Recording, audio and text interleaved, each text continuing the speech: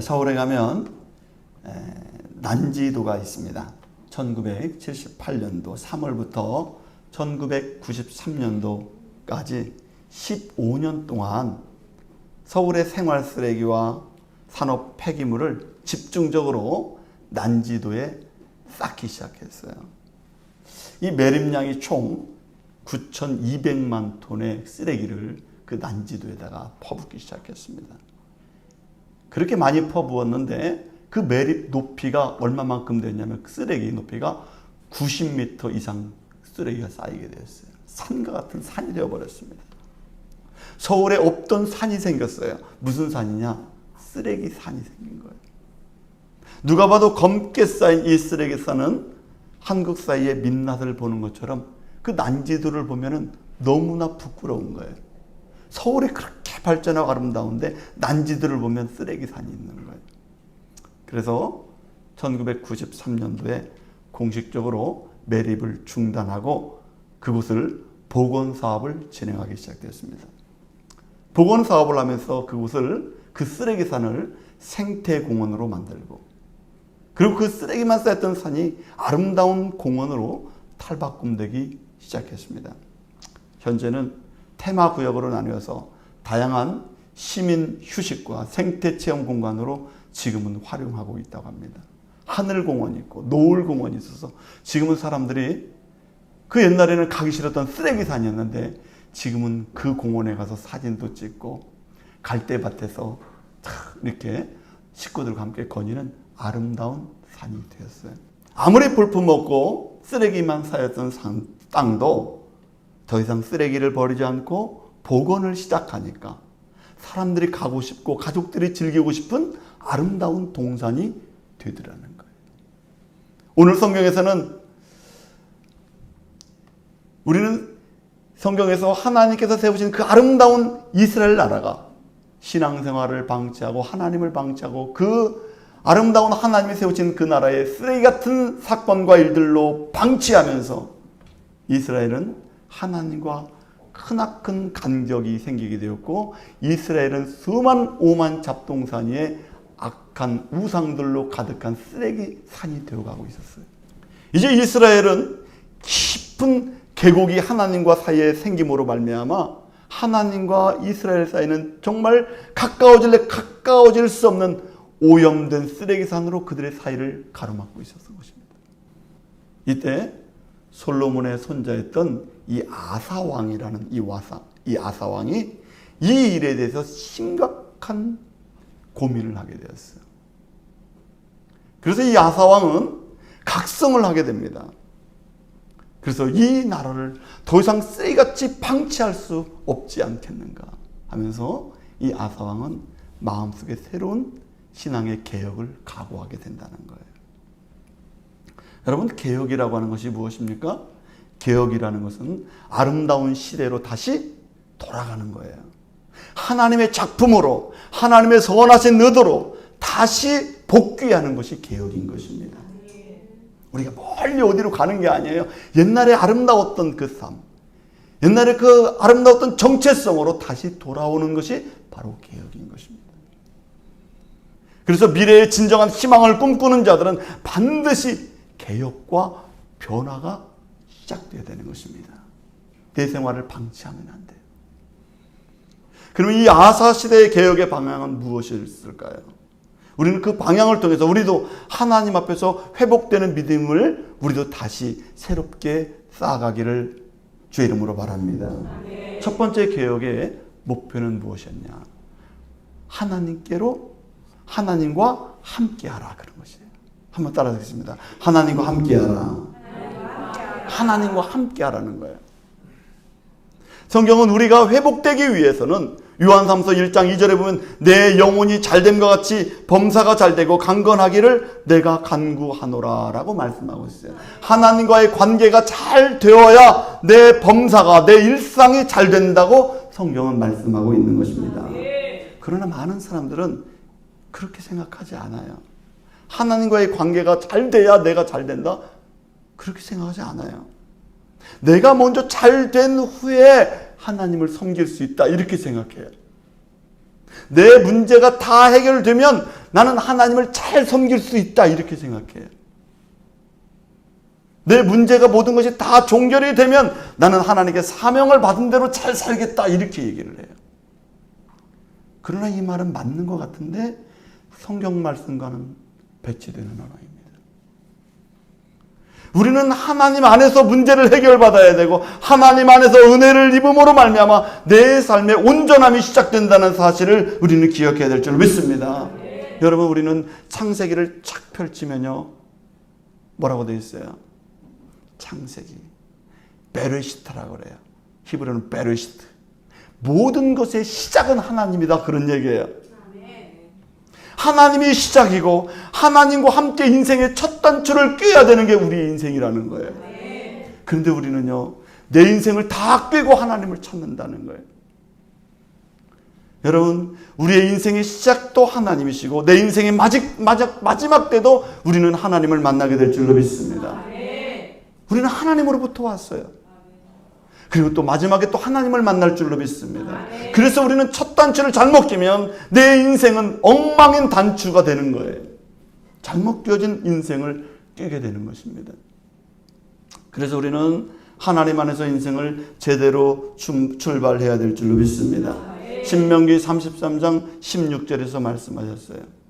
은혜로 말미암아 복이 요셉의 머리에 그의 형제 중 구별된 자의 정술에 임할지로다 라고 성경에서 말씀하고 있어요. 하나님의 은혜로 말미암아 복이 시작된다라고 성경에서 말씀하고 있는 것입니다. 인생의 복은 어디서부터 출발하느냐? 하나님으로부터 시작되고 하나님으로부터 출발된다는 거예요. 그렇기 때문에 오늘 아사 왕은 이스라엘의 가장 시급한 과제, 이스라엘이 가장 먼저 회복해야 될 것, 가장 중요하고 급한 것이 무엇이냐? 하나님을 회복하는 거라는 거예요. 그런데 이스라엘 백성이 지금 잘못된 길로 접어선 지가 몇 년이 되었냐면 60년이라는 세월을 지금 잘못된 길에서 생활하게 되었어요. 60년의 세월 동안 이스라엘 백성들은 누구를 잃어버리고 있었느냐? 하나님을 잃어버리고 있었어요. 60년 동안 하나님을 잃어버렸어요. 60년이면 강산이 몇 번 변해요? 강산이 60년이면 몇 번 변해요? 6번 변해요. 6번 강산이 변해요. 6번 강산이 변하는 동안 누구를 찾지 않았다는 거예요? 하나님을 안 찾았다는 거예요. 여러분, 신앙생활을 1년만 쉬어도요 믿음 생활하는 삶에 익숙하지 않고 예배가 익숙하지 않고요 1년만 쉬어도요 불편해요. 노숙자가 처음부터 노숙자가 되는 게 아니에요. 연구에 따르면 노숙자가 3개월만 노숙 생활을 하잖아요. 그럼 노숙 생활에 익숙해진대요. 노숙이 편하대요. 우리 힘들 것 같잖아요. 그죠? 못할 것 같잖아요. 여러분도 한번 3개월만 해보세요. 되게 쉽대요, 그게. 예? 거기서 자는 게 너무 편하대, 그게. 오히려 여기 막 안에 들어와서 자고 뭐 이렇게 모여서 이렇게 따뜻하게 있는 게 불편한 거예요. 3개월만 노숙하면요, 노숙이 편하대요. 그렇게 믿음이 좋던 분들도요, 코로나 기간 동안 2, 3년 동안 교회에 나오지 않고 예배를 안 드리니까 그렇게 믿음 좋았던 권사님들, 집사님들, 성도님들이 코로나 기간 동안에 교회를 안 나와요. 그렇게 믿음이 좋았던 분들이에요. 왜요? 2, 3년 동안만 쉬어도 신앙을 잃어버리는 건 되게 쉬워요. 그런데 지금 이스라엘 백성들이 몇 년 동안 하나님을 안 찾았어요? 60년 동안이나 하나님 앞에 온전하게 찾지 않았어요. 그래서 오늘 개혁의 목표는 하나님과 함께 하라는 말씀이에요. 하나님과 함께 해야 된다는 거예요. 우리는 회복 탄력성이라는 것을 가져야 돼요. 회복 탄력성. 2절에 보니까 이렇게 말씀했습니다. 너희가 여호와와 함께하면 여호와께서 너희와 함께 하실지라. 너희가 만일 그를 찾으면 그가 너희와 만나게 되시려니와 너희가 만일 그를 버리면 그도 너희를 버리시리라. 이렇게 했어요. 여호와와 함께하라. 그를 찾으라. 이렇게 성경에서 반복해서 개혁의 목소리를 내고 있는 거예요. 잃어버린 하나님을 회복하라는 것입니다. 인지심리학에서 회복 탄성력이 약한 사람에 대해서 이렇게 말했어요. 회복 탄성력이 떨어지는 사람의 특징이 있대요. 어떤 사람이 회복이 잘 안 되느냐? 시간 감각에 왜곡이 나타난 사람들은 회복 탄성이 안 된다는 거예요. 시간 감각의 왜곡이라는 건 뭐냐면은 실패와 좌절을 겪은 후에 그 사람이 그 받은 충격에 휩싸이거나 그것에 머물러서 그 시간에 멈춰져 버린 사람이 있다는 거예요. 충격을 받았는데 큰 고난을 받고 좌절을 했는데 그 충격 때문에 그 시간이 딱 멈춰버린 거예요. 마치 시간이 멈춘 듯 그 문제에 압도당해서 그 안에서 갇혀있는 사람이 있다는 거예요. 그런 사람들 있지 않습니까? 시간이 멈춘 사람들이 있어요. 미래가 보이지 않고 지금 이 갇혀진 상태, 이 답답한 상태가 나의 모든 전부인 것처럼 느껴지는 사람, 그 사람들은 회복 탄성이 잘 안 일어난다는 거예요. 오늘 이스라엘 백성들이 지금 몇 년 동안 갇혀 있었어요? 60년 동안 회복 탄성력을 잃어가고 있는 것입니다. 감각이 무뎌졌어요. 하나님을 찾지 않던 시간들이 계속되니까 내가 하나님을 찾아야 되는지, 내가 예배를 드려야 되는지, 하나님을 만나야 되는지조차 무감각해졌다는 거예요. 절망적 상황에 압도되어진 이스라엘 백성들이었습니다. 그러니까 실패했기 때문에 지금 자기가 어떤 판단을 내려야 될지 이스라엘 백성들은 아무도 알지 못해요. 우리가 신앙을 회복한다고? 다 틀렸어. 내가 지금까지 안 믿은 시대 세월이 언젠데, 내가 60년 동안이나 안 믿었는데 어떻게 신앙을 회복해? 우리나라가 다시 신앙의 민족이 될 수 있다고? 어떻게 해? 다윗 시대로부터 솔로몬 시대, 지금 우리 60년 동안이나 신앙이 회복이 안 되고 우상 숭배한 날이 60년인데 어떻게 회복하냐고. 많은 사람들이 이런 패배감의 언어에 갇혀서 회복이 안 일어난다는 거예요. 희망을 잃어버리고 있어요. 그런데 유다 백성들에게 이 아사 왕이 뭐라고 말합니까? 2절에서 이렇게 말합니다. 너희가 여호와와 함께하면 여호와께서 너희와 함께 하실지라. 너희가 만일 그를 찾으면 그가 너희와 만나게 되려니와. 여러분, 여호와와 함께해야 된다. 여호와를 찾아야 된다. 60년이 지났지만 찾아야 된다. 만나야 된다는 거예요. 함께해야 된다고 강력하게 외치고 있는 것입니다.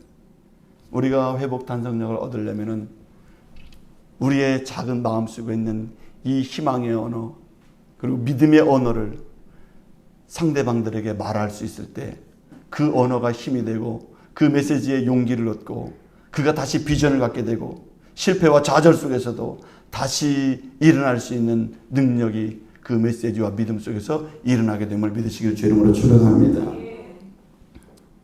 사람은 누구에게나 다 실패가 찾아와요. 아무리 똑똑한 사람이라도 좌절이 찾아오게 되는 것입니다. 그러나 우리는 성경에서 하시는 하나님의 소리를 들어야 될 줄 믿습니다. 하나님의 소리가 내 귀와 내 심장에 들려와요. 오늘 성경을 보세요. 하나님이 함께 하시면, 하나님의 능력의 손길이 함께 하시면 우리는 다시 일어날 수 있다고 성경은 우리에게 말씀하고 있는 줄 믿습니다. 하나님이 함께 하시면 일어날 수 있는 거예요. 예수님은 주기도문에서 이렇게 말씀하셨어요.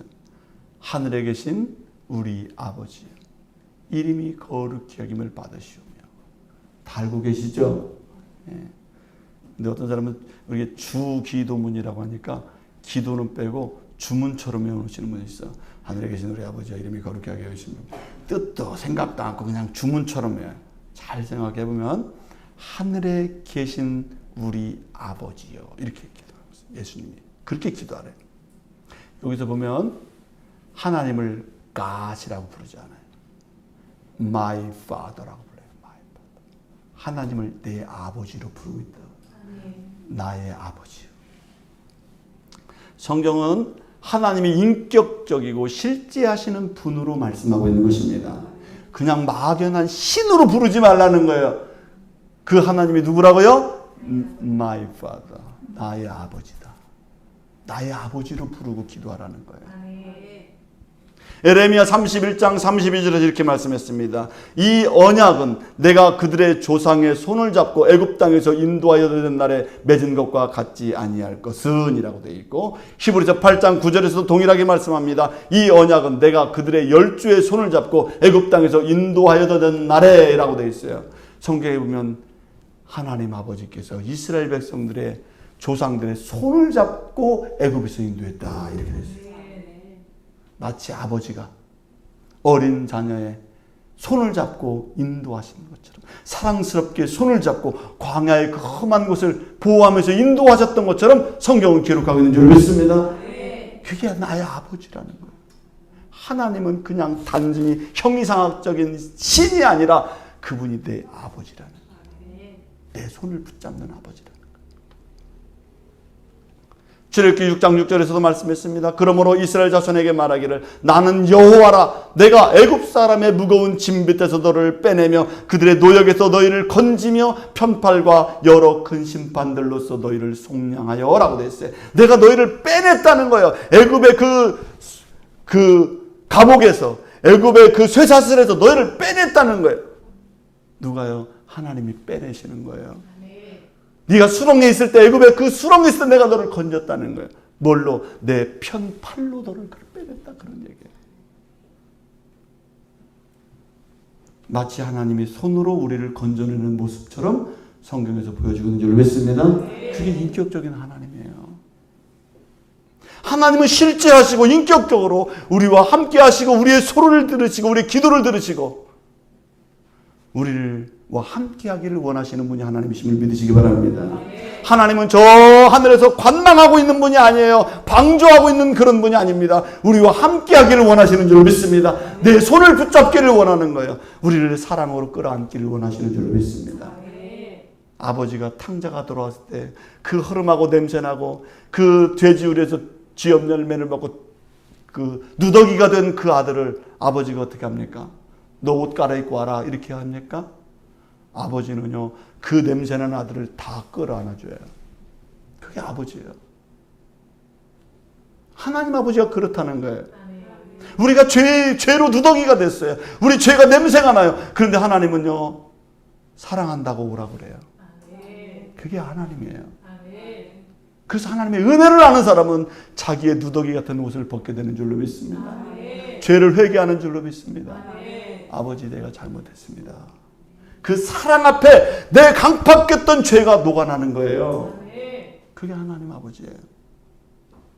그래서 오늘 이스라엘 백성들에게 얘기합니다. 하나님과 함께 해야만 한다는 거예요. 우리가. 그래야 우리 누더기 같은 우리의 삶이 다시 회복되게 된다는 것을 말씀하고 있는 줄 믿습니다. 우리 인간의 진정한 아름다움과 인간다운 사람으로 살기 위해서는 우리가 누구를 회복해야 되느냐? 하나님과 함께 해야만 할 줄로 믿습니다. 하나님의 손에 이끌림 받아야 되는 것입니다. 두 번째, 개혁의 삶을 진행하기 위해서는 두 번째로 복잡한 마음을 단순하게 하는 거예요. 얼마나 복잡한지 모릅니다. 우리 일상이 복잡해요. 어수선합니다. 우리 인생이. 이 세상이 얼마나 하루하루 수많은 정보들이 우리에게 쏟아지는지 몰라요. 내가 생각할 틈을 주질 않아요. 어떤 일에 집중하려면요, 마음이 복잡해지면 어떤 일도 할 수가 없습니다. 단순하고 간결하게 정리를 해야 우리가 어떤 일을 추진해 나갈 수 있는 줄 믿습니다. 신앙생활은 복잡하게 되는 마음을 갖는 게 아니에요. 하나님과 우리가 하나가 되면은 내 복잡했던 이 번거롭던 내 일주일의 삶 속에 수많은 고통과 슬픔과 수많은 문제 속에서 어지러웠던 내가 하나님과 함께하면 홀가분한 마음으로 정리가 될 줄로 믿습니다. 정돈된 삶을 살게 되는 거예요. 예수 믿는 사람들은 복잡한 사람들이 아니에요. 하나님이 함께하는 사람은 복잡한 사람이 아닙니다. 정돈된 삶이 일어나게 되는 줄로 믿습니다. 개혁이라고 하는 것은요, 복잡한 삶으로 가는 게 아니에요. 단순한 삶으로 정돈된 삶이 개혁인 것입니다. 여러분, 바울이 아테네로 전도를 하러 갔어요. 아테네로 전도를 했어요. 그리스 아테네. 우리가 그리스 로마 신화를 알지 않습니까? 그랬더니 아테네에는 수많은 신들이 있어요. 아테네. 그런데 그 가운데 한 신상이 있는데 거기에는 팻말이 없어요. 신 이름이 없어. 그 왜 신 이름이 없을까 봤더니 이름이 뭐냐면 이름 없는 신이에요. 이름 없는 신. 왜 이름 없는 신이냐? 세상의 모든 신을 다 써놨는데 혹시 빠질 수도 있잖아요. 그래서 이름 없는 신이에요. 이렇게 우상을 섬기고 이 세상의 이방신을 섬기면요 수많은 잡다한 신을 섬기게 되는 거예요. 인간의 머리가 복잡해지는 것입니다. 그런데 하나님은 믿음의 사람들에게 강조하고 있습니다. 너는 마음을 강하게 하고 담대히 하라. 놀라지 말고 두려워하지 말라. 내가 너와 함께함이라. 왜 놀랍니까? 왜 두려워합니까? 왜 우리 마음이 약해집니까? 자꾸 세상과 주변을 보기 때문에 그런 거예요. 그래서 하나님이 나를 보라는 거예요. 이사에게도 여호수아에게도 모세에게도 너는 마음을 강하게 하라. 두려워하지 말고 놀라지 말라. 내가 너와 함께함이라 그랬어요. 신앙생활에 하나님께서 쓰시고 하나님께서 위대하게 세운 사람들의 공통점은 복잡한 신앙생활을 하지 않았다는 거예요. 그들은 단순하게 하나님을 바라보며 하나님의 자녀로 산 줄로 믿습니다. 단순함에 강점이 있습니다. 정돈된 곳에서 힘과 능력과 지도력과 리더십이 나오게 되는 줄로 믿습니다. 복잡하지 않아요. 왜 그렇습니까? 그 강함을 누가 주시나요? 그 능력을 누가 주시나요? 역대상 29장 12절에서 이렇게 말씀했어요. 부와 귀가 주께로 말미암고 또 주는 만물의 주제가 되사 손에 번세와 능력이 있사오니 모든 사람을 크게 하심과 강하게 하심이 주의 손에 있나이다. 부도 귀도 주님께로 말미암고 크게 하고 강하게 하는 것도 누구 손에 있다고요? 주의 손에 있나이다. 하나님이 함께 하시기 때문에 내 손에 있는 문제 꼭 내가 해결하려고 쥐고 있다가 하나님께 기도하면서 기도하는 사람은 어떻게 해야 되는 줄 아십니까? 하나님 주시옵소서가 아니라요. 하나님 앞에 내 이 문제를 손을 펴게 되는 게 기도인 줄로 믿습니다. 하나님께 맡기는 거예요. 그런데 기도를 하지 않으면 누가 다 해결하려고 그래요? 내가 다 해결하려요. 내 주먹이 펴지질 않아요. 막 악을 쓰고 사는 거예요. 독하게 사는 거예요. 왜요? 그렇게 해서 살 수 있잖아요. 그렇게 이기잖아요. 그런데 하나님의 함께 하심을 믿는 사람은 어떻게 한다고요? 손을 어떻게 한다고요? 펴는 거예요. 그래서 우리 찬양할 때 이렇게 찬양하는 사람 봤어요? 하나님 앞에 어떻게 해요? 손을 펴는 거예요. 하나님 빈손으로 나 하나님만 의지할래요. 그런 거예요. 한번 해보겠습니다. 하나님만 의지합니다. 하나님만 의지합니다. 아직도 이렇게 하려고 하시는 분 있어요? 이렇게 하시기 바랍니다. 하나님이 함께 하시기 때문에 내 손의 문제를 펼 수가 있는 거예요. 복잡한 이 내 여친 이 복잡함을 내려놓을 수가 있는 줄 믿습니다. 하나님의 그 위대하심 앞에 내 수단과 방법의 이 두 손을 내려놓고 펴게 되는 거예요. 하나님께 맡기는 거예요. 사랑하는 성도 여러분, 주님 앞에 여러분의 손을 맡기시길 주의 이름으로 바랍니다. 그럼 하나님이 여러분들을 강하고 담대하게 할 줄 믿습니다. 종이 한 장은 약해요. 그냥 찢어져요. 종이 한 장은 퍽 눌러도 다 빵꾸가 납니다. 그런데요, 그 종이 한 장이요, 벽에 딱 붙어 있으면요, 아무리 뚫어도 뚫어지지가 않아요. 아무리 찢을래 찢을 수가 없어요. 누가 밀착하고 있기 때문에 그렇습니까? 벽과, 단단한 벽과 밀착된 이 종이는 찢어지지 않아요. 뚫어지지도 않습니다. 여러분들은 연약한 한 장의 종이와 같아요. 누가 푹 찔리면 상처받고, 이렇게 하면 찢어지고, 이렇게 하면 말이죠, 오염되고 막 그래요. 그러나 여러분들이 능력의 하나님과 딱 붙어 있으면요, 누가 찢을래도 찢을 수 없는 줄로 믿습니다. 여러분들의 구멍을 뚫을래도 뚫을 수 없는 줄로 믿습니다. 하나님과 함께 해야 되는 거예요. 그래서 여러분 신앙생활에서 복잡하게 여러분들 해결하려고 하지 마시고 하나님과 함께 하길 바랍니다. 그럼 하나님께서 여러분들을 강하게 해주실 줄로 믿습니다. 심플하게 하나님을 믿으세요. 하나님을 의지하고 단순해지기 위해서는요, 성경에서 방법이 있어요. 가증한 것들을 다 없애라는 거예요. 가증한 것들 다 없애라는 거예요. 유다 백성들이 그간 60년 동안 끌어안고 버리지 못한 것들이 있었습니다. 내가 소유하고 있었던 그것을 버린다는 것은 얼마나 힘든 일인지 몰라요. 왜 우리가 변화가 어려운 줄 아세요? 왜 내가 변화를 힘들어하는 줄 아세요? 내가 애착 가는 게 너무나 많기 때문에 변화가 안 되는 거예요. 내 손때 묻은 것들이 있어요. 내가 애지중지하는 것들이 있어요. 이걸 버리라고 못 버려요, 사람들은. 그걸 어떻게 버려요? 마치 내 살을 도려내는 것처럼 내가 소중하게 여겼던 것들을 버릴 수가 없기 때문에 개혁과 변화가 안 되는 거예요. 내가 지금 살아온 내 이력이 있어요. 그걸 못 버리는 거예요. 내 살아온 영광이 있어요. 내 흔적이 있어요. 이걸 지우고 새로 한다고요? 그래서 못 하는 거예요, 사람들이 개혁을. 우리 집에도요, 버리려는 자와 못 버리게 하는 자가 있어요. 우리 집에도 그래요. 저는 버리는 걸 극도로 싫어합니다. 뭐가 막 다 녹아져도 안 버려요. 근데 우리 사모님은 버리는 것을 천직으로 여기고 있어요. 뭐든지 몰래 버려. 자꾸 버려요. 지난주에 저에게 이런 말을 하더라고요. 저 뒤쪽에 있는 책을 다 버려야 되겠대요. 교제하는데 이게 자리도 좁고 교회도 좁고 저거 다 버려야 되겠대. 그 제가 그랬어요. 내가 저 책을 사려고 내가 신학교 때 얼마나 애지중지하고 산 책인데, 응? 네? 내가 밥도 굶어가면서 사고 말이지. 내가 말이지 얼마나 애착하고 산 책들인데 저걸 버린다고 그래. 자기는 좁아서 안 되겠대. 저거 다 버려야 되겠대. 제가 왜 아낍니까? 내 흔적이 있기 때문에 그런 거예요. 내 손때가 묻었기 때문에 그런 거예요. 내가 가치를 주고 샀기 때문에 버리기 힘든 거예요. 어느 날 뒤편에 책이 없어지거나 여러분 제가 결심한 줄 아시기 바랍니다.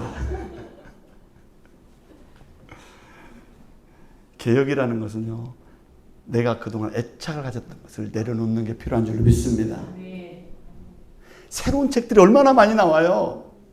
새로운 번역된 게 얼마나 많이 나옵니까? 새로운 것을 받아들여야 돼. 옛날 책들 버려야 되는 거예요, 사실은. 근데 못 버려요. 내가 옛날에 어떻게 했는데. 거기다 가치를 많이 부여하기 때문에 그런 것입니다. 여러분, 개혁을 하는 데는 버리는 데부터 행동이 일어나야 될 줄로 믿습니다. 여러분들이 하나님과 함께하기 위해서는요, 여러분들의 마음속에 잡동사니 같은 게 있어요. 그 사실 알고 보면 다 쓸모없는 것들인데 그걸 되게 중요하대요. 버리는 행동부터 개혁이 시작될 줄로 믿습니다. 8절에서 이렇게 말씀하고 있어요. 마음을 강하게 하여 가증한 물건들을 유다와 베냐민 온 땅에서 없애고 또 에브라임 산지에서 빼앗은 성읍들에서도 없애고 라고 되어 있어요. 아무리 애착이 가도 하나님과 함께하기 위해서는 그럼에도 불구하고 버려야 된다. 없애라. 마음을 강하게 먹고 버려야 된다. 근데 우리는 마음을 강하게 먹고 안 버리잖아요. 마음을 강하게 어떻게 하라고요? 잡동사니 같은 삶 문제들을 어떻게 하라고요? 버리라고. 단순하게 하나님을 온전하게 의지하기 위해서 강건한 사람이 되기 위해서는 가증한 것들을 버리라. 그럼 여러분들이 강한 사람이 될 수 있고 하나님의 능력이 함께할 줄로 믿습니다. 여러분, 없애는 것을 시작하기를 주의 이름으로 축원합니다. 그리고 버려진 그곳에 하나님의 아름다운 역사가 일어나게 되는데, 하나님의 역사를 위해서 이제 버렸으니까 거기다 뭘 세워야 돼요? 견고한 예배의 기초를 세우라는 거예요. 가증한 것을 없앤 자리에 견고하게 예배의 자리를 세워야 된다고 성경 말씀하고 있습니다. 여러분, 우리가 종종 우주선이 막 올라가서 우주로 가는 걸 볼 수가 있어요. 로켓이 지구를 넘어서 저기 화성을 탐사하고 목성으로 가고 토성까지 막 탐사하는 걸 보게 돼요. 보이저 이후는 막 더 멀리 가게 됩니다. 그런데 그 로켓이 우주를 향해 올라갈 때 반드시 필요한 게 있는데 우주 발사체예요. 올라가기 위해서는, 어디든지 올라가기 위해서는, 출발하기 위해서는 우주 발사체가 있어야 된다는 것입니다. 오늘 이 아사 왕은 이 믿음의 개혁과 하나님과 함께하기 위한 그 첫 단계로 예배 처소의 회복을 시작한다는 거죠. 그 제단을 다시 정비한다는 것입니다. 8절에서 이렇게 말씀하고 있어요. 여호와의 제단을 재건하고 라고 되어 있어요. 그동안 60년 동안 인간이 자신들의 삶만을 위해서 열심히 살다 보니까 뭐가 지금 무너져가는 걸 몰랐어요? 하나님께 예배할 처소가 허물어지고 낡아지고 녹이 나고 사람들의 발길이 끊겨서 거미줄이 치고 먼지만 쌓여간 그 제단이 그렇게 방치됐던 것들도 돌아보지 않았다는 거예요. 몇 년 동안, 60년 동안 그렇게 한 거예요. 그래서 이 아사왕이 개혁을 하면서 무엇을 재건합니까? 예배 처소를 재건하고 있는 거예요. 보수를 하기 시작하는 것입니다. 여러분, 믿음 생활의 변화와 진보를 위해서 우리에게 반드시 필요한 것이 있습니다. 우리에게 보수와 재건이 필요한 줄로 믿습니다. 먼저는 하나님과 함께하는 삶을 살기 위해서, 하나님과 함께하기 위해서 예배의 공간적인 환경을 새롭게 하는 아사의 모습을 볼 수가 있어요. 여러분, 공간은 우리의 마음을 움직이게 만드는 것입니다. 공부하는 학생이요, 공부를 하기 위해서는 어떻게 합니까? 책상부터 정리정돈을 해야 되잖아요. 책상을 정돈하고 정리하고 중요한 것과 중요하지 않은 것을 다 정리를 해야 돼요. 그래야 공부를 하기 시작할 때 머리에 들어오기 시작하는 것입니다. 그뿐입니까? 공사 현장에서 일하시는 분들도요, 자신이 일한 곳은요, 청소로 깨끗하게 마무리해요. 정리정돈을 딱 합니다. 그래 다음 날에 와서 또 기분 좋게 와서 공사 현장에서 일을 할 수가 있어요. 그래야 건물을 멋지게 질 수가 있는 것입니다. 공사 현장도 다 정리가 되어 있어요. 신앙생활 하시는 분들도 여러분들이 예배드리는 이 공간을 잘 신경 써야 될 줄로 믿습니다. 내 집처럼 정리정돈하고 관심을 갖고 청소하고 그 깨끗한 마음으로 예배드릴 수 있도록 정리정돈할 수 있기를 주님으로 바랍니다. 내가 하나님의 말씀을 듣고 내가 배우고 공부하는 기도하는 이 공간 속에서 내가 관심을 가질 때 내 마음도 하나님께 열린 마음으로 믿음을 세워나가게 될 줄로 믿습니다. 그뿐만 아니라 더 나아가서 절대적인 예배가 그 안에서 이루어져야 될 줄로 믿습니다. 여러분, 절대적인 예배가 드려지기 위해서 공간을 만드는 거예요. 11절에서 15절까지 우리는 이 성경 말씀을 읽으면서 쉽게 접하기 힘든 단어를 만나요. 무슨 단어냐? 그게 바로 맹세라는 단어입니다. 맹세. 12절에서 이렇게 말합니다. 또 마음을 다하고 목숨을 다하여 조상들의 하나님 여호와를 찾기로 언약하고 라고 하고 있어요. 14절에서는 뭐라고 얘기하냐? 무리가 큰 소리로 외치며 피리와 나팔을 불어 여호와께 맹세하며 라고 되어 있어요. 15절에서도 이렇게 말합니다. 온 유다가 이 맹세를 기뻐한지라 그랬어요. 우리가 마음을 다하여 맹세하고 뜻을 다하여 여호와를 찾았으므로 라고 되어 있어요. 저는 설교를 준비하면서 이 맹세라는 단어가 제 마음을 좀 아프게 하더라고요. 맹세라는 단어. 이 아사 왕과 이스라엘 백성들의 이 하나님을 찾고자 하는 절박한 마음과 결의에 찬 마음이 어느 단어에 딱 압축되어 있어요? 맹세한다는 거예요. 맹세.